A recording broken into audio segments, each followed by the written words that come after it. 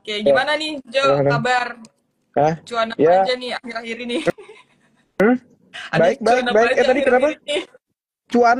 Ya, Oh, adalah lagi di ini lagi di suspend. wah, Lagi di suspend. wah, Lagi di suspend aduh, yang lagi cuan. belum belum boleh spill nih. Ya ntar lah cerita-cerita lah. Ya, Oke, oke. Nah, ya. Hmm, gimana gimana? hmm. Ya Di, lagi baik lah. Market market lagi kayaknya ya lumayan lagi ada flow lagi ya belakangan ya mm-mm. kayaknya. Ya, jadinya apa? Ya nggak tahu sih bakal bisa panjang atau enggak, tapi kita semoga lah bisa ya karena kan udah di expect juga kan September ya. Katanya udah Ya, ntar dulu ah. oh Apa? ya ya, Ini dulu. Jadi kemana-mana ntar nih. terlalu Malam-malam jam malam ini malam ya. Mending, guys. oke oke, kita bahas dulu mungkin Jo nih. Iya, ya. Kemarin kan gue udah sempat live juga bareng Pak Hmm, Fahru, terus juga sama Axel gitu kan. iya, Sebenarnya iya. udah ini sih udah ya kurang lebih sama lah ya yang diomongin gitu. Cuman kita Hmm, pengen tahu aja sih sekarang dari Jojo, kayak kemarin tuh hmm. kan kita udah lewat nih semester 1 udah masuk semester 2 gitu kan Jo. Ya, ya, ya. Kira-kira gimana nih Jo? Kemarin itu semester 1 apa aja mungkin yang masih berjalan sampai semester 2. Terus kondisi makro global kita tuh kayak apa di semester 2 ini? Ya, ya. Mungkin sedikit ya soal makro ya. Oke, oke, oke. Iya, iya bisa lah, bisa jawab makro kok. Kan dulu sama Om Farul juga nih, Mantap. kebetulan kan gua kan ya. Apa? Ya, anyway, kalau ngelihat kondisi makro ya kalau kita lihat ya, mungkin kalau kita lihat nanti second half mungkin lebih banyak kejelasan ya. Hmm. Salah satunya kan juga dari pemerintah kita, pasti kan ntar ada new kabinet ya, apa buat Ya. pemerintahan baru. Itu pasti nanti kita jadi bisa tahu lah ke depannya mesti kayak gimana. Nah, terus kalau ngelihat di US juga ya kayaknya kita ngelihat mungkin ya Trumpnya apa elektabilitasnya langsung benar-benar melonjak tuh semenjak yang ada apa ditembak di telinga itu ya. Ya, Hmm. anyway ada cerita dikit apa tadi gue baru diceritain BTW di Trimegah ini kita ada apa namanya ada dulu bekas analis apa orangnya tuh sebenarnya pendeta juga ya. Itu tadi dia cerita apa namanya ada pendeta di Amerika tuh yang cerita apa katanya bakal ketembak di sini ya. But anyway ya. Oh gitu. Terlepas dari itu. Iya ya, ada 3 bulan yang lalu sempat ada bilang tapi itu fun fact aja ya. Tapi Cuman bukan. but anyway ya apa ya sebenarnya itu waktu kejadian dulu kayaknya tahun 80-an tuh pernah kejadian ada attempt buat nembak itu. Nah, itu Oh, sebenarnya langsung elektabilitasnya itu 100%, hampir oh seratus gitu. persen. Jadi kayak iya ya, pokoknya dulu pernah ada apa terakhir kali election yang mana lupa gitu. Tapi pernah ada gitu kejadiannya. Mirip-mirip kayak gini situasinya. Iya, iya, apa mirip-mirip lah pernah ada attempt buat penembakan itu kan. Jadi itu kayak ya jadi kayak Trump itu kayak udah kemungkinan menang banget ya kan. Nah, Hmm. but anyway ya jadi kayak gitu ya. Cuman balik lagi lah itu kan kalau ngomongin Amerika ya. Cuman gini-gini. The thing is kita seandainya asumsi seandainya Trump menang ya. Apa Hmm. namanya? Oke kayak maksudnya elektabilitas dia udah tinggi banget dan sebagainya. Mungkin Ya. Om Farul juga udah cerita kali ya minggu lalu. Cuman intinya kalau di bawah Trump ini, Trump itu lebih kepengen ke depannya interest rate itu turun. Hmm. Jadi interest rate itu bakal bakal rendah gitu. Hmm. Tapi di sisi lain juga kita ngelihat bahwa sebenarnya di bawah Trump itu mungkin geopolitik nggak sebaik itu gitu. Jadi maksudnya supply Oh. itu nggak sebagus itu. Hmm. Jadi soalnya kan dia kan nggak pengen gini, dia nggak pengen impor dari China kan maksudnya. Ya. Dia nggak Ya. pengen impor dari China, barang sekarang yang paling murah beli di mana? Di China kan.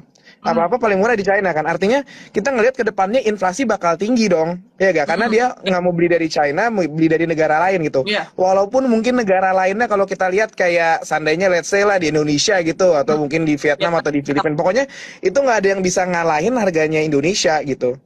Sorry, China. harganya China nggak Ya. bisa nyalain nggak bisa ngalahin harganya China. Harga China udah Hmm. paling murah, kita aja masih impor dari sono kan. Jadi Iya. ke depannya kita udah pasti ngeliat inflasi bakal lebih tinggi. Cuman kan kalau secara teori kalau inflasinya itu lebih tinggi, kita kan mau potong suku Iya. bunga kan sebenarnya. Sorry, mau naikin suku bunga kan. Iya. Sorry, aku jadi potong. Mau apa inflasi tinggi kita mau naikin suku bunga Iya. kan. Nah, tapi Trump ini agak ngelawan. Dia maunya turunin suku bunga sebenarnya. Nah, tujuannya buat apa? Dia tuh pengen biar pembiayaan murah. Mm-mm. Dan pada akhirnya dia tuh juga pengen lebih nasionalis kan. Jadinya nanti mungkin yang di negaranya bisa bangun pabrik dan sebagainya. Tapi dengan kayak begini US dollar bakal melemah. Itu intinya kuncinya di situ. Dia emang Oke. pengen US dollar melemah ke depannya. Tapi itu Kenapa hal dia yang pengen US dollar? Ya, hal yang bagus kenapa? berarti untuk Indonesia. Buat Indonesia hal yang baik tentunya. Tapi kalau seandainya buat US sebenarnya bagus juga. USD-nya tuh mau melemah. soalnya dia pengen biar barangnya bisa compete sama China jadinya, Oh. gitu sebenarnya. Ya, ya apa emang agak kelihatan aneh gitu, tapi dia lebih mau nasionalis gitu, pengen balikin semuanya kalau bisa kita jadi negara yang dibutuhin sama yang lain gitu. Cuman kan kita nggak bisa kemahalan gitu, sedangkan sekarang kalau US dollarnya itu cukup tinggi gitu kan. Iya. Anyway gitu ya. Nah, jadi mungkin ke depannya kita dapat support dari situlah. Artinya orang-orang kemungkinan oke, US stock itu bakal naik tetap karena inflasinya bakal dijaga tinggi kan gitu ibaratnya. Iya. Tapi dengan depresiasi US dollar ini juga ngebuka jalan buat emerging market, buat negara-negara berkembang. Iya. Jadi kayak flow-nya bisa pindah ke kita dan semuanya gitu. Mungkin pada saat itu akhirnya investor asing mungkin baru mulai pada masuk lagi gitu ya. Oke, itu kan di US nih ya. Iya. Kita kalau mungkin cerita ke Indonya dikit, Indo tuh sebenarnya nggak jauh-jauh juga. Mungkin ke depannya ini kan nanti kelihatannya stance kebijakannya Pak Prabowo ini itu juga lebih ke fiscal growth Oke, gitu. gimana? Lebih kelihatannya kayak ya, contohnya makan siang gratis gitu dan sebagainya. Balik lagi fiscal growth artinya fiscal expansionary itu lebih banyak subsidi. Oke. Kalau kemarin 10 tahun terakhir fiscal stability subsidinya nggak gitu banyak. Tapi keuangan negara terjaga baik gitu. Nah, jadi kayak yield-nya kita bisa rendah gitu dan sebagainya. Jadi pembiayaannya murah pemerintah buat membangun infrastruktur. Iya. Tapi ke depannya kalau subsidi itu yang diuntungin sebenarnya lebih ke UMKM dan juga masyarakat-masyarakat sebenarnya. Tapi nanti the thing is mungkin kalau kita ngelihat dari sisi ini ya ibaratnya simpelnya mungkin uang-uang yang ada di korporat sekarang tuh uang di korporat itu banyak banget. Jadi uang di korporat tuh lagi tebel banget. Tapi sedangkan uang yang ada di rumah tangga itu sangat-sangat kecil gitu. Ini karena duitnya nggak muter. Korporat belum pengen ngelakuin ekspansi dan sebagainya gitu. Tapi nanti kalau subsidi jalan dan sebagainya, ada konsumsi dari household, dari masyarakat rumah tangga, itu baru akhirnya korporatnya mungkin expand, dia capex gitu ya. Dia ngelakuin ekspansi dan juga kedepannya ini kan di second half baru ada kejelasan fiskal, kejelasan gimana nanti kedepannya kebijakan ekonomi dan akhirnya ya nanti baru deh Kelihatan. kita bisa expand gitu kira-kira bagusnya kemana. Harapannya lebih ke sektor-sektor yang labor intensif, jadi yang banyak menggunakan menggunakan tenaga kerja manusia gitu. Jangan pakai mesin gitu ya. Kedepannya gitu. Dan kita ngelihatnya mungkin ke arahnya bakal kayak gitu. Dan stance-nya nggak akan jauh-jauh sih sebenarnya dari US, lebih ke arah situ juga gitu sebenarnya. Jadi buat ngejaga Indonesian first lah ibaratnya kalau kata Pak Prabowo dulu ya, Indonesian first gitu. Ya terus semuanya in house kita ya kalau bisa UMKM-nya dimajuin jadi polisi bakal ngedukung UMKM dan artinya ngerti lah ya mungkin kalau ngedengar dikit ini artinya kalau UMKM ya bang apa gitu sebenarnya. Ya maksudnya kalau bang apa yang bakal oke. But anyway itu nanti lah ini kayaknya udah kebanyakan. Cuman mungkin kayak gitu ininya kisi-kisinya lah. Oke. Nah, Jo, balik lagi nih ke election US. Tadi kan udah ada berita ya pagi nih, tadi pagi banget Joe Biden itu keluar lah dia dari election. Nah, ada kemungkinan berarti kan Partai Demokrat akan ada calon baru nih, Jo. Nah, itu mempengaruhi nggak sih sebenarnya? Karena kan bisa dilihat jadi market kemarin kan udah pricing in ke Trump ya. Nah, terus sekarang dengan kayak gini mungkin akan ada kandidat yang kuat gitu, yang mungkin lebih kuat lah daripada Biden. Nah, itu mempengaruhi nggak sih sebenarnya? Sebenarnya kandidat yang kuat bisa aja ada, tapi rasanya udah susah. Balik lagi tadi cerita gitu. ke yang dulu pernah kejadian yang di tahun 80-an itu. Apa 60-an lupa ya, pokoknya dulu pernah kejadian. Itu pada saat ada kejadian itu ya maksudnya elektabilitasnya langsung yang jadi korban itu yang naik gitu. Gitu balik lagi dan sebenarnya kalau kita ngelihat memang arahnya ya dari sebelum Biden mundur kan sebenarnya emang udah mulai geser kan ke Trump suaranya. Tapi sekarang kita ngelihat dia mundur sebenarnya kayak nunjukin mungkin kayak bargainingnya si Trump ini makin tinggi sebenarnya. Gitu kayak ya maksudnya ya artinya sampai mundur sampai cari kandidat lain dan kayaknya buat cari kandidat lain yang sekuat itu agak susah tapi faktor X tetap masih ada gitu. Cuman kita bisa mungkin market udah pricingin nah ini kayaknya Trump will be the next president gitu sebenarnya. Udah mulai mikirnya kayak gitu karena ya kita balik lagi di data elektabilitasnya aja gitu. Dan ya kedepannya juga kalau kita ngelihat The Fed ya kayaknya The Fed itu juga bakal diganti tuh ya kayak seandainya Trump yang maju ya. Kayaknya bakal kemarin kan bilang kalau bisa CEO-nya JP Morgan gitu kan dia ngomong kan sebenarnya. Jadi kayak di Indonesia juga mungkin ya kalau kita kan di Indonesia kepengennya menterinya itu sekarang bankers gitu. Nah di US juga sama menterinya pengennya bankers gitu karena itu yang lebih bisa mendukung fiscal expansionary tadi gitu. Karena kalau ekonomis bakal teori gitu intinya. Oke. Nah, kalau misalnya gitu berarti bisa dibilang kemungkinannya kecil ya, dan pengaruhnya maksudnya kayak pengaruhnya juga kecil ya sebenarnya ke kondisi ekonomi, masih tetap sekarang soalnya condong ke Trump ya kayak gitu ya. Iya ya, kalau vote-nya ke Trump, tapi kebijakan belum lah. Nanti kan tunggu kepilih dulu. Iya, iya. Ya. Oke, nah ngomongin soal kebijakan, kalau misalnya di Indonesia sendiri nih, apa aja sih yang harus diantisipasi sama ekonomi kita? Maksudnya nanti kan kebijakan akan ada perubahan nih. Kira-kira yang paling berpengaruh terhadap ekonomi Indonesia tuh apa ya, Jo, di new presidential era ini, Pak Ya. Prabowo? Ya, lebih ke arah tadi sih. Fiskal itu apa? Fiskal tuh keuangan negara ya. Jadi keuangan negara mau dibikin mau dibuatnya lebih ke stability atau lebih ke expansionary. Kalau stability itu trade off-nya adalah growth-nya. Tapi kalau seandainya di ekspansi itu trade-nya adalah di stability. Nah, Oke, mungkin kita ke depannya bakal ngelihat kalau para pemegang bond mungkin bond itu akan lebih volatile gerakannya gitu oke. untuk di redeem apa Prabowo, karena kita lebih pilih fiscal growth, fiscal expansionary, lebih banyak subsidi dan sebagainya. Jadi keuangan negara itu mungkin nggak sebaik dulu lah, kayak maksudnya kita ngomongnya mungkin dulu udah ada sempat cerita-cerita ya di berita apa debt to GDP mau dinaikin jadi 50% dan sebagainya. Sebenarnya itu beritanya nggak benar gitu. Tapi mungkin kita ke depannya debt to GDP akan tetap dijaga lah, ibaratnya tetap dijaga di bawah 50%, jangan sampai ke 50, itu beritanya nggak benar sebenarnya. Tapi anyway, tantangannya itu expansionary adalah stability-nya. Caranya gimana jaga keuangan negara, pembiayaan tetap murah. Karena kan logikanya balik lagi, kalau inflasinya, kalau subsidi banyak, inflasi naik. Iya. Kalau inflasi naik kan sebenarnya teorinya suku bunganya dinaikin gitu kan, ibaratnya. Nah, ini kan kita pengen jaga tetap gimana caranya biar rendah gitu. Nah, itu tantangannya mungkin. Tapi ke depannya ya aku bisa bilang sih kayak mungkin in the next year ya equity over bond gitu. Jadi kita mungkin bisa ngelihat saham yang mungkin gerakannya lebih kencang lagi nanti mulai di tahun 2025 ya mungkin 2024 akhir kali. Kalau seandainya eksekusi dari kebijakannya bagus ya. Seandainya kebijakannya juga bagus, dikasih tahunya kebijakan ini itu oke, market mulai appreciate gitu. Nah, jadinya pasti ke depannya equity over bond sih. Jadi lebih ke saham over bond sebenarnya. Oke. Tuh. Nah, kalau gitu pengaruhnya berarti ke rupiah, berarti rupiahnya akan menguat, Jo. Gimana tuh, Jo, kalau pengaruhnya ke rupiah? Gini, ke rupiah ini agak tricky. Soalnya kalau kita ngelihat kan ke depannya balik lagi, USD mau dibuat lebih melemah kan. Iya. Tapi nggak bisa dipungkiri kalau kebijakan yang sama kayak di US itu sama kayak di Indo juga. Itu artinya ya rupiahnya itu juga pasti akan melemah. Tapi karena US dollar melemah, rupiah melemah, sebenarnya ya nge-backup rupiah kita sebenarnya. Jadi rupiah kita melemahnya nggak cepet-cepet amat. Karena balik lagi, kalau namanya banyak subsidi, inflasi lebih tinggi, ya itu mau nggak mau pasti apa namanya nilai uang kita harus terdepresiasi. Tapi secepat apa, seenggaknya ini kerem lah sama US dollarnya itu. Gitu sebenarnya. Enaknya gitu sebenarnya. Kalau seandainya kebijakannya sama dan kemungkinan bakal sama gitu ke depannya. Ini kira-kira baru bisa tahunya berarti setelah kira-kira kapan nih, Jo? Gini. Kalau kita udah tahu semua, market udah pricing in, jadi kita betting aja. Nah, kita bettingnya lebih ke arah ya bakal kayak begitu sebenarnya. Oke. Tapi kalau mau pasti ya tunggu nanti pelantikan RAPBN 2025 gitu kan. Kita baru tahu kira-kira subsidinya bakal kemana, keuangannya bakal diapain aja gitu. Budget negaranya gitu lah ibaratnya. Berarti nunggu RAPBN. Iya, itu mungkin ya sekitar kuartal 3 lah, kuartal 3, terus Oktober kan juga pelantikannya gitu. Oke. Kalau gitu ini udah ada bayangin ya, berarti teman-teman di sini wah ini kalau misalnya Jojo yang live nih pasti dikupas tuntas deh teman-teman, jadi nggak bakal rugi. Oke.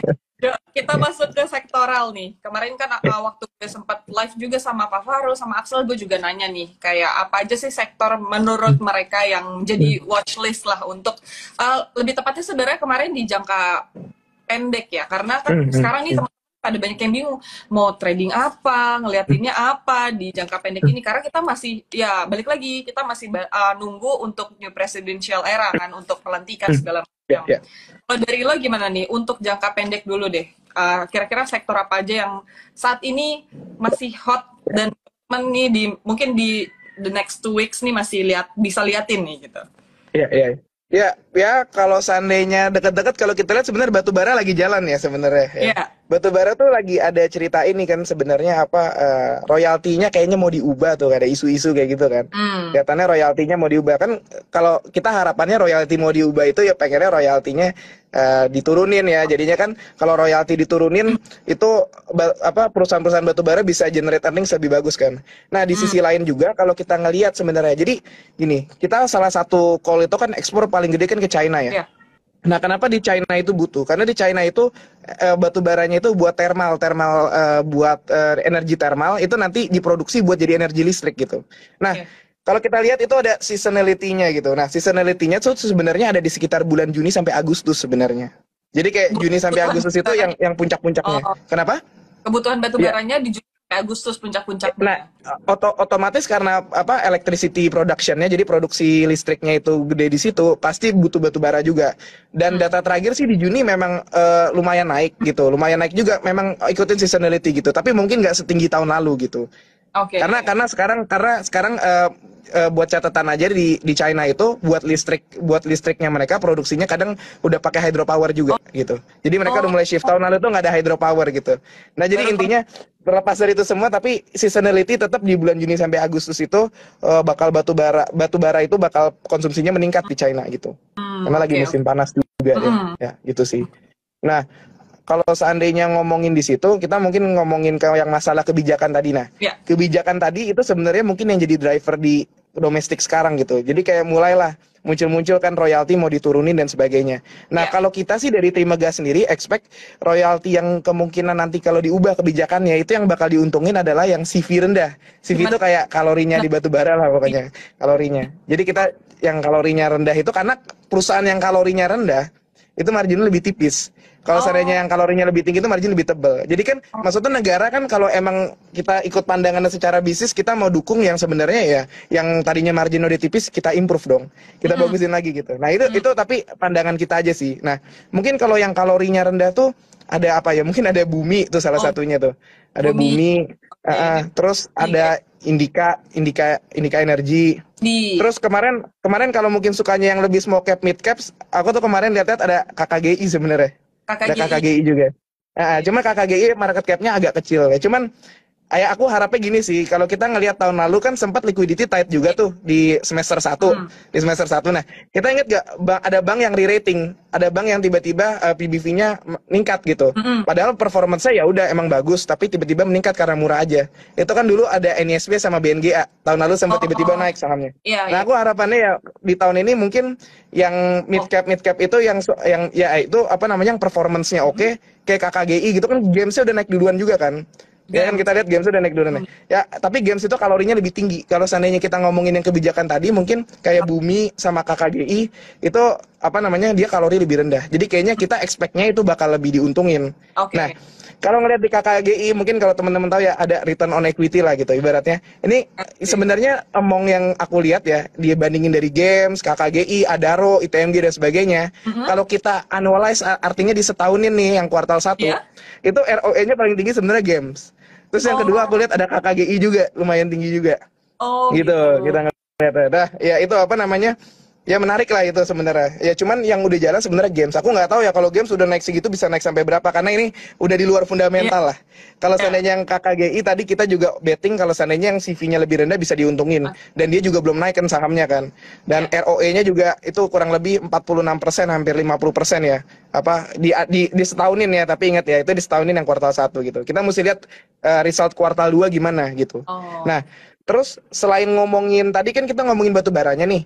Nah, ya. mungkin teman-teman pada ingat di berita-berita kalau seandainya kan katanya ormas-ormas itu mulai dikasih apa namanya izin buat tambang ya. Izin. Ya kan pada mau dikasih izin buat tambang. Gimana? Dikasih Betul. UWP tambang batu bara kan. Nah, sebenarnya ini kalau seandainya kita mau beli kan nggak tahu dong company yang dari ormas ini company apa karena kan itu kan pasti kan pemain-pemain kecil gitu kan. Jadi kita mau cari sahamnya juga nggak ada. Nah, sebenarnya kita bisa manfaatin momentum ini kalau seandainya produksinya naik itu bisa kita ngelihat mungkin yang call supporting. Jadi yang logistiknya dari tempat tambangnya ke tempat produksinya gitu. Nah, mungkin ada beberapa saham yang menarik itu salah satunya mungkin ada Doit. Doit itu katanya sahamnya di buyback terus tuh, dengar-dengar. Terus selain Doit tuh kemarin ya ada Doit. Nah, TPMA juga bagus. Tapi TPMA kayaknya mungkin udah agak gerak dikit, cuman tetap sih aku ngelihat itu dividen yield-nya tetap menarik ya kalau ada yang suka dividen play gitu. Jadi mungkin Oke. ada Doit, tapi memang kayaknya sahamnya udah agak gerak. Ya, Oke, oke. ya itu. Ya mungkin kalau seandainya dari sektor itu sih, karena itu yang menarik ya story-nya menurut Ya, aku gitu. ya, Soalnya benar. iya apa namanya kan namanya pemain-pemain kecil, dan mungkin kalau seandainya kita ngomong kontraktor yang lebih gede, kayaknya ini kita lihat yang kontraktor kecil aja mungkin ya Doit sama TPMA tadi sih gitu. Sama ada Maha sih sebenarnya satu lagi. Oke. Cuman kalau Maha aku nggak tahu ya secara teknikalnya gimana, cuman mungkin teman-teman ngelihat Maha itu secara PI lebih mahal daripada TPMA. Kenapa? Soalnya si Maha ini Mm-mm. itu kan lebih ke darat ya. Jadi gini. Jadi teman aku tuh pernah ke Kalimantan ngeliat-liat tambang di batu bara. Ya, Itu kalau kita lihat tuh sebenarnya pada di tepi pantai. Cuman di tepi pantai itu kan lama-lama habis ya tambang batu baranya. Kan kalau di tepi pantai kan bisa nganternya pakai kapal ya. mm-mm. Nah, cuman kalau lama-lama habis ini kan lama-lama makin ke darat. Nah, makin ke darat ini sebenarnya butuh transportasi yang lebih darat gitu Oh, kan. Nah, yang lebih oh, darat ini sebenarnya Maha. Kalau TPMA itu kan lebih ke marin ya, kan namanya apa ah, transport marin kan itu. betul, Ya apa? Dia lebih ke kapal. lokal. Kalau seandainya Maha itu lebih ke ya apa truk-trukannya gitu. Jadi buat di darat. Jadi buat long termnya mungkin itu yang lebih defensif Mm, gitu. Makanya kenapa mm. PI-nya itu lebih di appreciate lebih mahal gitu sebenarnya. Oh, Cuman itu anyway kalau ada itu semua sih kalau mau pilihnya itu. Cuman kalau aku ngelihat kalau mau cari yang belum jalan mungkin ya tadi yang di kol-kolannya ada KKGI ya mungkin ya, terus ada bumi. Bumi belum jalan juga kan. Hmm. Nah, mungkin kalau seandainya ngelihat di yang call supportingnya, ya mungkin kalau ada yang mau hold atau gimana ya TPMA kan sebenarnya cuma lumayan value investing juga ya gitu ya. Itu Iya. sih kalau kita ngelihatnya sih sebenarnya ke depannya. Oke. Nanti mungkin kalau misalnya dari sisi Hmm. teknikalnya lihat langsung ya teman-teman Bisa diterima chat langsung. ya nanti suka ada Ah, ah. bisa minta BTW, kasih rekomendasi. Kenapa? sorry. Jo. Ngomong apa? Oh, BTW udah boleh ngomongin bank dikit belum? Ini kan tadi kan sektor yang menarik. Nah, itu oke. kan tadi ngomongin yang masalah kebijakan itu. Boleh, boleh, Enggak. boleh. Ya, kita Soalnya gini. gimana? Kita kalau ngomongin masalah tadi kan apa kebijakan yang lain, kita nggak bisa pungkirin sebenarnya driver utamanya sekarang IHSG kan tetap di bank ya. Betul. Nah, di bank ini mungkin pada nanya bank mana yang Ya, bagus. Kalau menurut hipotesis berpikir aku gini. Jadi sekarang kondisinya uang itu lagi banyaknya di corporate, ya. dan apa yang lagi kegerus itu ada di household, Mm, di rumah tangga. mm-mm. Itu datanya ada, aku udah ngelihat emang kita the lowest ever gitu. Nah, Oke. the lowest ever apa namanya komposisi householdnya, komposisi rumah tangga depositnya itu udah paling rendah gitu secara komposisi sejak 2002. Jadi Sejak dibanding 2000. 2020 juga lebih rendah, dibandingin 2008 juga lebih rendah gitu. Nah, Mm, aku ngelihatnya ya, itu nanti ke depannya kalau seandainya banyak subsidi, itu bakal ngegedein lagi dari ya, sisi situ. Nah, ya, kalau ngegedein dari sisi situ sebenarnya harus ada transfer uangnya juga. Ibaratnya dari corporate-nya itu bakal pindah lagi ya, dari yang perkantoran tadi yang apa yang corporate lah istilahnya, korporatnya itu korporasi bakal ya, pindah ke ya. household-nya. Nah, artinya apa di sini? Mungkin di sini ya bakal uangnya bergeser ke household, lebih ke UMKM, lebih ke personal juga. Dan dengan adanya subsidinya kita ngelihat sebenarnya BRI sebenarnya yang lebih di beneficiary gitu ke depannya. Ini kalau hold Ya. mungkin ngelihat secara 1 tahun lah gitu ibaratnya. Oke. Cuman mungkin BRI masih volatile saat ini karena kualitas asetnya masih kurang oke. Mm, Pinjam-pinjaman kan ke UMKM kan. oke. Tapi once UMKM-nya dibantu sama subsidi dan sebagainya, kebijakan-kebijakan yang mendukung, ya BRI mau turun ke berapa gitu kan ibaratnya. Mm, Ya itu udah harga-harga sekarang ya udah harga daunnya. Mungkin bisa aja udah turun banget, cuman kita nggak bisa dapat harga terbaik lah gitu. Mau sampai serendah apa gitu kan sebenarnya. Nah, mungkin bank-bank yang kayak Mandiri aset quality tetap bagus, cuman mungkin kalah nanti growth-nya, kalah sama BRI dan yang lainnya. Karena kan oh, balik lagi uang korporatnya mau ditransfer ke bawah gitu kan. ya, ke UMKM. Nah, nanti pada saat uangnya udah tebel lagi nih, baru di spending lagi ke corporate-nya baru gerak lagi gitu. Iya. Jadi mungkin buat setahun ke depan ya mungkin sentimennya bisa ke BRI dulu sih, kita ngelihatnya gitu sih sebenarnya. Oke. Cuman kalau ngelihat 3 bulan ke depan, tiga Ya. bulan ke depan ini kan artinya kan APBN 2025 belum keluar, dan era APBN 2025 belum keluar, dan pemerintah Prabowo belum dilantik juga kan nanti kan untuk di Ya. bulan Oktobernya gitu ya. Nah, Ya. 3 bulan ke depan mungkin aku ngelihatnya momentum bisa ke BNI dulu. Oh, Karena gini, begitu. Kenapa? ini 3 bulan ya, jadi bedain ya. Kalau yang setahun aku lihat Ya. BRI, tapi yang 3 bulan BNI Kenapa? dulu. Karena kalau yang buat short term ini, aku ngelihat sebenarnya BNI itu kan balik lagi, paling banyak dia kasih utangnya itu lebih ke corporate gitu. Oh, Ya, oke. utangnya lebih ke corporate. Dan kita tahu tadi balik lagi tahun ini yang lagi banyak uangnya itu ada di corporate, Ya. bukan di rumah tangga gitu. Nah, jadinya di corporate ini kan artinya kualitas aset itu lagi pada bagus. Hmm. Nah, masalahnya di BNI itu kalau Mandiri itu dia istilahnya kosovan kan biaya ininya ya, biaya kasih pinjam, biaya kasih depositnya gitu kan. Ibaratnya kan kalau bank kelola duit dia kita kasih bunga kan. Nah, yang minjem juga kasih bunga. Nah, intinya cost of fund ini, time depositnya itu dan sebagainya itu masih tinggi kalau seandainya di BNI, sedangkan di Mandiri itu udah kecil gitu. Nah jadi kita ngelihat kalau seandainya kan udah ada sentimen mau potong suku bunga nih kelihatannya nih sampai akhir tahun kayaknya bisa potong satu kali ya. Nah kalau seandainya bisa potong satu kali, ini sebenarnya good sentiment buat BNI, karena yang tadinya kita pushbacknya masalahnya ada di cost of fund, bukan di asset quality. Tadi asset quality kan bagus ya. Akhirnya cost of fund ini bisa ternormalisasi gitu. Karena suku bunganya dipotong gitu, balik lagi kan. Nah, jadi trennya mungkin kenapa di BNI ya karena itu. Dan juga kalau kita ngelihat PBV-nya masih murah kan, 1,2 kali kalau dibandingin sama Mandiri mungkin udah sekitar hampir 2,5 gitu kan. Jadi kita ngelihatnya sebenarnya BNI is quite cheap, tapi buat 3 bulan ke depan, after itu setahun ke depan tetap BRI gitu intinya. Sebenarnya gitu kalau seandainya mau ngomongin di bank ya gitu. Iya. Kalau yang lain, kalau BCA gimana Jo? Ini kan kita juga mau ada laporan Q2 nih. Jojo pasti lagi siap-siap juga ya buat ngerilis laporan. Itu kira-kira gimana kalau BBCA view-nya gimana nih Jo di Q2 ini? BCA akan selalu jadi yang paling inilah. Maksudnya gini, mungkin growth bisa nggak setinggi itu, tapi BCA paling aman. Growth-nya oke, tapi aset quality-nya juga aman gitu. Jadi kita ya gimana ya gini, maksudnya nih, aku analogiin gini. Kita semua kebanyakan mungkin payroll ada di BCA juga gitu. Nah, terus kita juga naruh duit, mungkin tabungan utama kita di BCA. Dia kalau mau kasih pinjaman, tinggal kasih pinjaman ke kita, dia tahu kita uangnya keluar masuk ada berapa. Gitu kan. Jadi kan maksudnya resikonya juga udah rendah gitu kalau mau kasih pinjaman ke consumer juga kan. Jadi kayak dia tuh win di semua area. Udah gitu kita nabungnya di BCA, ya udah apa namanya cost of fund-nya emang kita dapat apa? Kita bayar biaya admin gitu kan, naro duit di BCA kan. Bayar biaya admin nggak dapat bunga, ya mereka murah banget dong gitu. Nah mereka punya pilihan kalau seandainya mereka ngerasa mau minjemin orang nggak untung, mereka masukin SRBI aja. Bank itu SRBI nggak kena bunga loh. Tahu SRBI kan itu ya, yang instrumennya dari BI itu. Nah itu intinya SRBI nggak kena bunga. Bayangin itu yieldnya itu 7,3% terakhir yang 12 bulan kayaknya kalau nggak salah.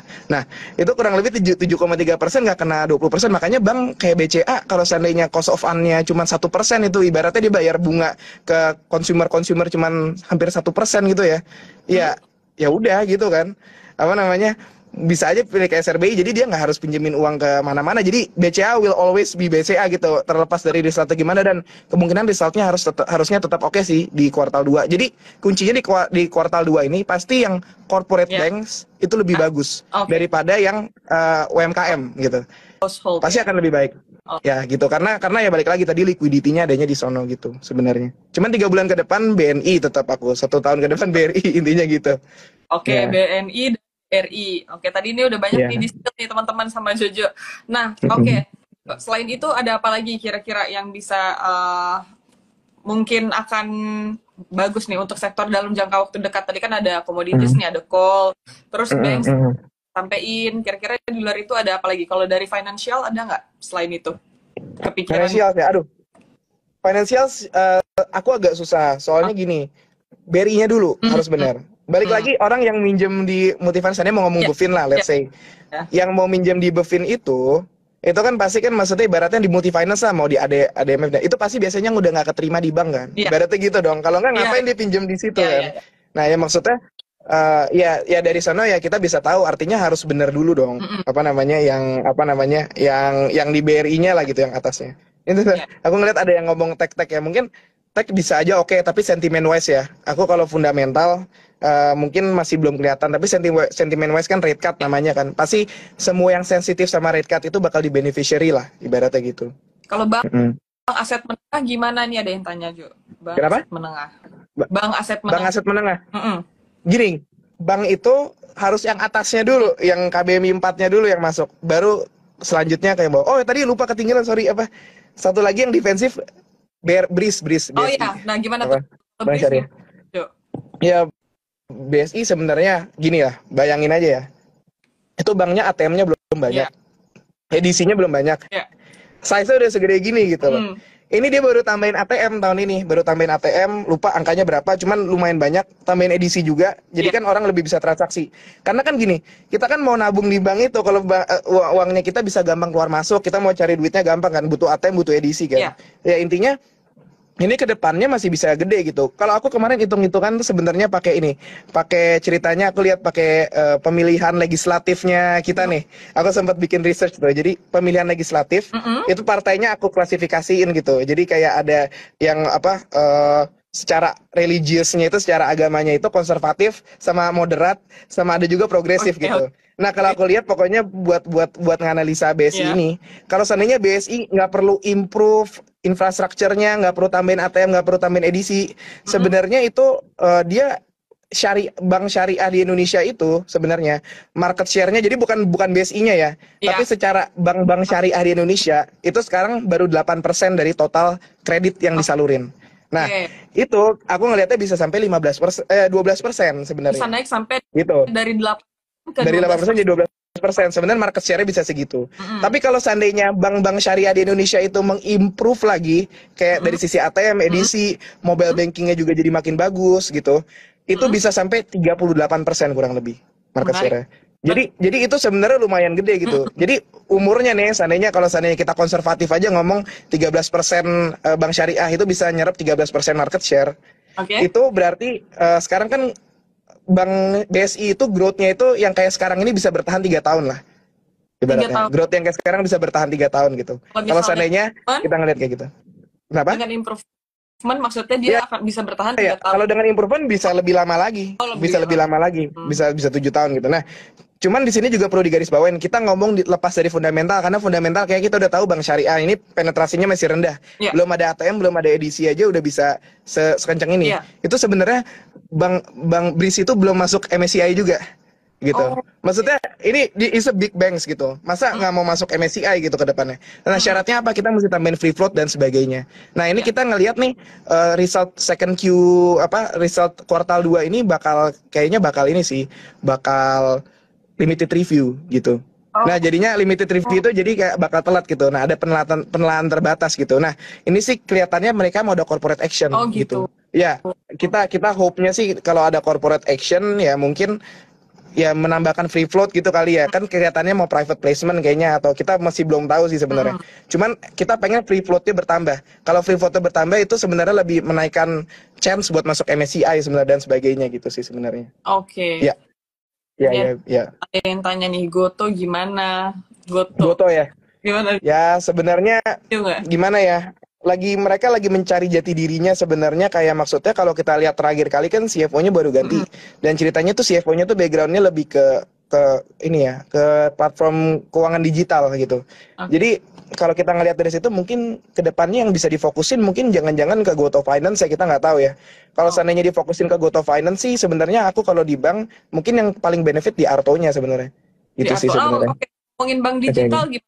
Jo, bank digital. Kalau dengan Eh, new financial era kira-kira ada pengaruhnya apa? Ya, sebenarnya agak susah ya ngomongnya ya. Cuman bank digital belum kelihatan gitu ya, bakal kayak gimana. Cuman gini, yang penting ini big four bank-nya dulu gitu. Oke. Big four bank-nya gerak dulu, jalan dulu, subsidi jalan dulu. Kalau uang berlimpah di masyarakat itu mau bisnis apa juga gampang gitu. Mau buat Oke. bank digital, mau digimanain itu juga gampang gitu. Tapi balik lagi big four bank-nya dulu aja, kita fokusnya ke situ dulu. Oke. Ya gitu. Oke. Ya. Oke, kalau misalnya di luar itu gimana Jo? Ada lagi nggak? Misal, kemarin kan sempat ya kalau sama Pak Fahrul juga kita bahas consumer, terus juga kemarin dairy related. Nah itu kalau dari lo gimana nih? Kalau untuk consumer ini kan ya sesuai dengan program ya. Kemarin kan ada program yang makan gratis itu segala macam. Itu akan berimpactnya tuh long term atau gimana tuh Jo untuk saham-saham consumer? Ya, ya. Ya sebenarnya sih lebih masih long term itu ngomongnya gimana, kalau 1 tahun ke depan ya mungkin 1 tahun ke depan masih kita ngelihatnya masih bisa baru bisa 1 tahun ke depan ya, karena kan efeknya belum berasa nih, dan juga balik lagi belum ada pelantikan. Cuman kalau di consumer mungkin apa yang bisa kita suka ya, soalnya jujur consumer bagus, tapi beberapa sahamnya lagi masih pada kena boykot dan sebagainya gitu kan, kayak Unilever dan sebagainya gitu. Ya. Cuman mungkin yang paling aman sih kalau kita ngelihat yang di Ultra Jaya sama Cimory aja ya, karena kan ya itu kemungkinan ya kita nggak tahu kemungkinan bakal pakai yang mana nih, Ultra Jaya itu pakai Cimory, cuman itu pasti bakal di benefit sama yang konsumsi susunya itu sih sebenarnya. Oke. Ya, ya sebenarnya lebih ke arah situ aja sih growth-nya. Cuman ya kalau lebih detailnya aku masih belum belum bisa lihat gimana sih. Mungkin nanti tanya sama ini sama Ando sama Ando. Oh gitu. Oh Sama iya, iya. Ando Ando tuh apa kita punya analis consumer ya di sini. Dia nanti bisa cerita banyak sebenarnya kalau saya ngomong consumer. Mungkin kalau aku nih gara-gara tadi ngomongin apa yang ngomonginnya lebih ke batu bara sama banks. Kenapa? Soalnya mungkin itu yang lagi hitnya lah di sekarang, yang lagi panasnya tuh mungkin ngeliatin sektor itu sih sebenarnya. Oke. Ya, Terus ya, ya. ada lagi nggak Jo kira-kira kalau dari sektor-sektor lain yang saat ini bisa mungkin teman-teman lihat selain dari Sektoran. banks, kira-kira apa lagi? Apa ya? Sebenarnya jujur gini, ini kan lagi tight liquidity ya. Ibaratnya ya ini salah satu jadi penyebab sih. Maksudnya kalau kita ngelihat nih, mungkin lihat reksadana saham banyak yang underperform ya. Kenapa? Ibaratnya kita ngelihat 10 saham aja nih yang bagus nih sekarang, karena kan liquidity lagi nggak berlimpah. Ibaratnya kan dikit doang nih pilihannya ya. Iya, Sedangkan kalau di reksadana saham kan megang sahamnya banyak ya, iya. gitu kan. Nah, itu pasti jadi susah, jadi tantangan. Nah, makanya kalau seandainya aku ditanya nih, kira-kira ada sektor apa lagi? Aku nggak banyak-banyak aja ya. Sekarang ya paling itu-itu aja tuh. Yang lagi muter di daerah call gitu kan, sama di daerah Mm-mm, ya banks pasti selalu muter lah gitu. Nah, mm-mm. ya paling call sih sekarang yang lagi aku ngelihat ya lagi mulai jalan Oh, tuh. Intinya gitu sih sebenarnya. mungkin Mungkin apa lagi? ini Ya, ya, ya. kasih mungkin tips aja deh mungkin untuk teman-teman kira-kira nih ini kan untuk kita mau sebenarnya kan ada laporan banyak laporan lah ya Hmm, untuk Q2 ini hmm. juga kita mau menghadapi presidential era yang baru itu kira-kira untuk tips untuk investasi deh ke teman-teman kira-kira gimana nih harus Ya, apa? oke. Sebenarnya sih gini, aku udah belajar dari analis aku juga sih katanya gini. Mungkin kalau yang sering liatin saham ya katanya, sering-sering lihat papan pengumuman katanya, dibilang ya. Soalnya Oh kita gitu. bakal dapat informasi paling update gitu. Cuman di situ emang agak susah sih ngefilternya gitu. Hmm, Dan ya sebenarnya sih tipsnya gini sih, kita jangan greedy nih kalau lagi di masa-masa gini. Jadi tipsnya gini mungkin, kalau kita ngelihat saham, seandainya kita ngelihat oke, kuartal tiganya bakal bagus, kuartal duanya bakal bagus gitu, atau enggak next kuartal berikutnya akan bagus. Nah itu mungkin kita kalau udah 20%, 30% returnnya tuh ya udah TP aja lah gitulah, 15-20%. Kecuali ceritanya ada aksi korporasi yang sangat-sangat yang sangat-sangat besar ya, maksudnya kayak tiba-tiba mau ada backdoor dan sebagainya, itu beda cerita, mungkin itu returnnya bisa 50%, ratusan persen gitu. Tapi kalau kita ngelihat sahamnya ya udah ceritanya ya fundamental oke. begini-begini aja gitu, mungkin ya jangan terlalu greedy dulu karena balik lagi terbatas likuiditasnya, jadi uangnya cuma muter aja. Sekarang mungkin lagi muter ke call nih, Hmm, tapi abis callnya kelar nanti callnya juga pasti turun dan pindah ke sektor lain lagi gitu sebenarnya. oh, Ya sebenarnya sih tipsnya sih lebih lebih gitu aja ya sebenarnya, lagi nggak banyak-banyak sih sebenarnya, soalnya liquidity lagi ini tight juga kan gitu. ya, kita lagi Kenapa? bingung juga. Iya, iya, iya. Tadi udah ada yang nanya nih, Sama. kok Hmm? bagus Ya, sampai kapan? Tebakan aja. kalau paling Agustus ya terakhir ya mungkin ya, cuman kita nggak tahu tuh ceritanya kan bisa panjang, balik lagi cerita bisa panjangnya royalti itu nggak tahu. Ya. Harusnya royalti itu kalau kejadian diubah itu sebenarnya sebelum Oktober lah harusnya kan gitu. Mm-mm. Ya jadi maksudnya bisa aja story-nya berkelanjutan gitu. Karena buat sekarang susah ditebak. Tapi kalau kita melepas dari masalah yang royalti dan sebagainya, memang secara seasonality tadi balik lagi di Juni sampai Agustus itu lumayan peak gitu. Ekspor coal-nya lah gitu ibaratnya. Karena di China-nya itu dibutuhin buat produksi listrik sebenarnya dari coal-nya gitu. Oh, Jadi ya balik lagi ya tadi, kalau seandainya mau betting on yang royalti tadi, cari yang mm, CV-nya rendah kalau kita. Yang CV-nya rendah ya paling Bumi sama KKGI gitu. oke, Sama Indika Energi lah paling oke, gitu sih oke, sebenarnya. oke. Mm-mm. Balik lagi Jo, tadi udah lagi ngasih tips nih karena ke distract nih ya.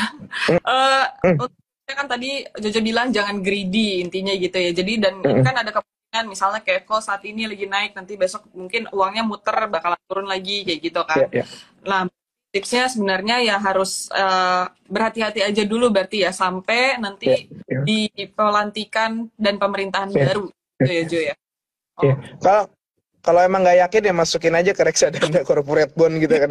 Duitnya kan boleh. tinggal switching aja kan dari aplikasi ininya, Betul. aplikasi aplikasi online tradingnya kan ya.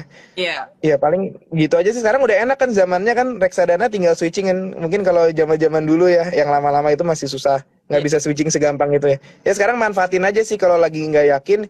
Ya paling masuk yang corporate aja yang lurus gini, apa namanya, grafiknya, atau enggak ya money market agak kekecilan sih. Cuman biasa ya tergantung lah preferensi dari kalian masing-masing sih sebenarnya.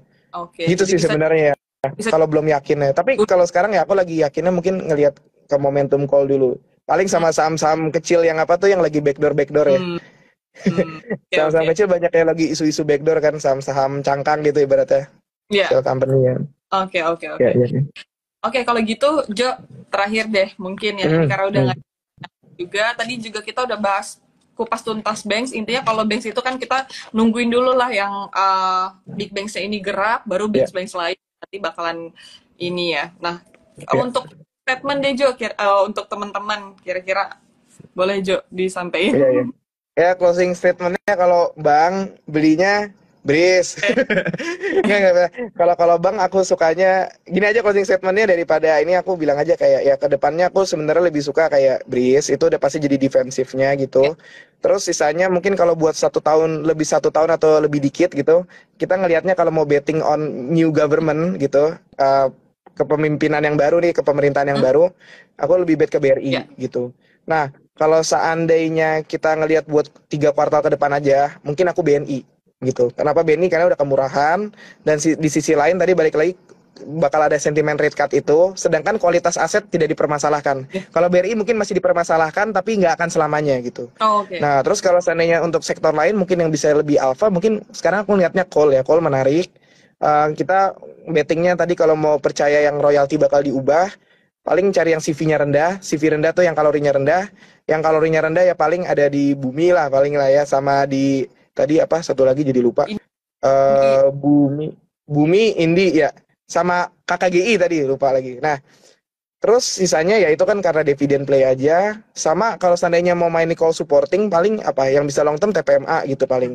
TPMA mungkin Maha bisa juga, sama ada Doit juga gitu. Itu karena Doit masih di buyback terus sih sahamnya. ya. Terus udah sih aku sih sebenarnya emang lagi ngeliatin call aja nih gara-garanya nih. Makanya gitu ya. Mungkin closing statementnya itu aja sih sebenarnya aku apa nggak nguluk-nguluk lah ini. Oke. Terus ya sisanya jangan greedy lah kalau seandainya ngomongin masalah seasonality aja kayak tadi ya 20% gitu, kecuali ada corporate action sahamnya barulah kita apa namanya bisa hold lebih lama, tapi kalau enggak ya TP aja lah gitu lah. Terus Oke. ini kalau ngomongin nikel ceritanya mungkin lagi kita masih belum ini ya, karena di demand di China-nya masih belum terlalu balik juga gitu on metal-metalan gitu. Call dulu lah kita, nggak usah Oke. jauh-jauh dulu nih di Oke, sini. kalau gitu. Oke, Mm-mm. oke kalau gitu Jo, ini berarti kalau gitu menurut gue sih berarti nanti nih teman-teman bisa tonton ulang nih ya videonya. Ini kan Jojo tadi udah ngasih-ngasih nih beberapa tips dan juga saham-sahamnya ya, Iya. emiten-emiten udah dijabarin sama Jojo. Nah, teman nanti kalau misalnya pengen tahu kayak backgroundnya apa sih, kenapa Jojo ngomongin ini itu bisa Iya, langsung iya, iya.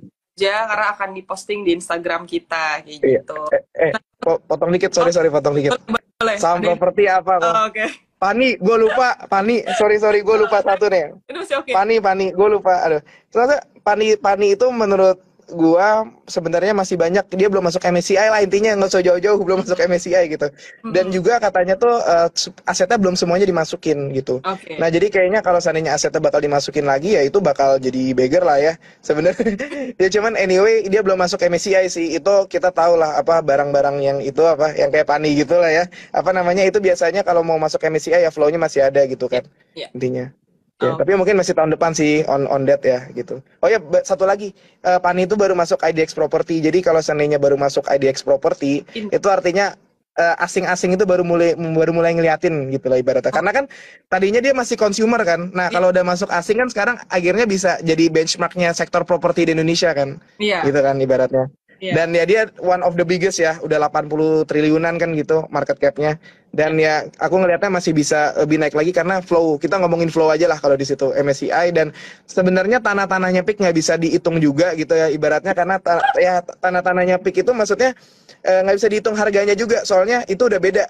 Di situ adalah tempat tinggal, Iya? tempat buang duit, mungkin nanti tempat buat kerja juga sama tempat buat sekolah. Jadi semuanya ekonomi bisa muter di Oh, situ. oke. Dan properti lain apa sih yang bisa kayak gitu?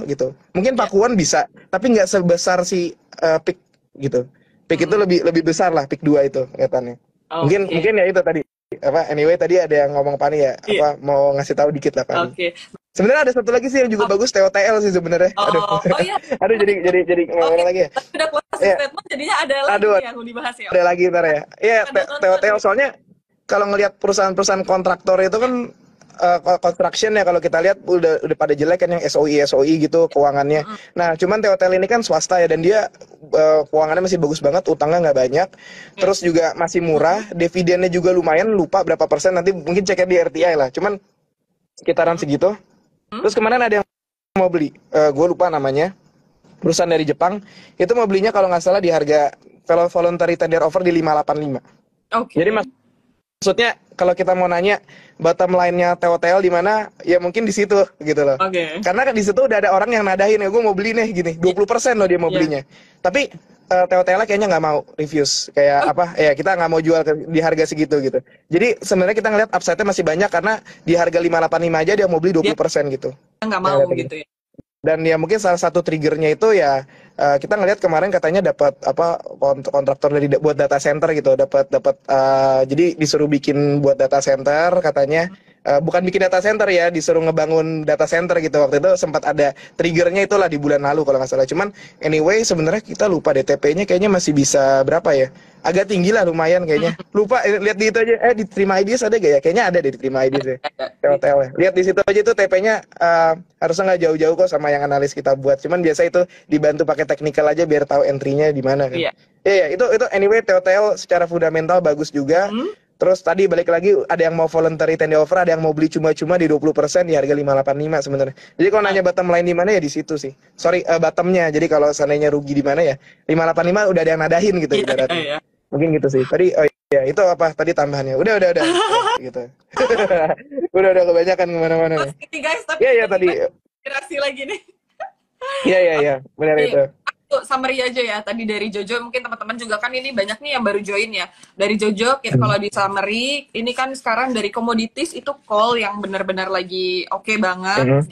Ada Bumi, ada Indi, KKGI ya. Itu Adaro juga boleh, Adaro juga boleh. Ya, Adaro juga boleh, tapi Adaro kan besar ya. Nah, terus untuk dari call related itu ada Doit, ada TPMA ya Jo. Doi TPMA, terus untuk banks, dari banks ini Jojo prefer ke BRIS, terus BBNI itu untuk jangka panjang, untuk setahun ke depan. Terus kalau misalnya untuk di 3 bulan deket-deket ini BBNI ini corporate masih oke gitu ya. Terus habis itu tadi dari sektor sektor properti ada Pani yang masih menarik, bank lainnya juga sebenarnya masih banyak gitu yang belum tercatat juga, masih ada potensi. Terus yang terakhir tadi TOTL, gitu ya, Jo. Oke. Ya, sebenarnya kalau Pani naik, yang lainnya bisa keikut naik lah. Soalnya kan jadi benchmark kan pasti diliatin IDX propertinya naik ya gitu kan. Yang harga-harganya udah kemurahan, Pakuwon segala macam ya itu bisa re-rating lah nanti gitu. Oke, mantap. Oke, udah. Itu closing statement yang panjang ya. Oke, kalau misalnya nggak ada lagi, mungkin kalau gitu, ini udah nggak ada lagi nih. Iya, udah. Anyway itu sorry kalau meja gue kurang tahu ya gue mesti ada story fundanya sebenarnya, cuman mungkin gue yang kemis kali, ntar kalau ada lah, ntar next live gue update lah. Mungkin di next live, teman-teman jangan lupa join lagi di next live. Jojo ini suka nge-spill nih saham-saham yang mungkin potensial, yang mungkin bisa di-watch sama teman-teman, bisa dilihat gitu ya, nanti bisa kita atur lagi deh Jo, mungkin nanti di 2 minggu lagi atau 3 minggu lagi ya, biar bosan kalau kata Jojo. Bosan ya kan, ada Ando juga ntar ya, siapa tuh Ando mau tuh ngomongin consumer menarik kan ntar kan. Kita ancang-ancang. Oke, thank you so much Jojo atas waktunya. Oke. Teman-teman buat yang mau tanya-tanya boleh langsung juga nih ke IG-nya Jojo. Di IG-nya boleh ya Jo, kalau ada yang mau nanya-nanya ya sama lo langsung. Ya boleh. Instagram kayak gitu. Dan jangan lupa di Terima Ideas juga kita ada nge-spill, ada banyak informasi. Jadi teman-teman di Terima Plus, download Terima Plus, nanti ada Terima Ideas yang akan di-update setiap hari. Terus juga untuk Market Talk Live ini dari Senin dan Rabu ya. Sekarang 2 hari di minggu itu, hari Senin dan hari Rabu jam 8 malam. Nanti kita bakal undang-undang tim research yang lain, terus juga kita bisa bahas soal market, mungkin reksadana, saham, dan lain-lainnya. Oke, Ya, thank you so much, Jo, atas thank you, waktunya. thank you. Ya, Thank ya, you juga. thank you juga udah diundang ya. Oke, Thank you, thank you.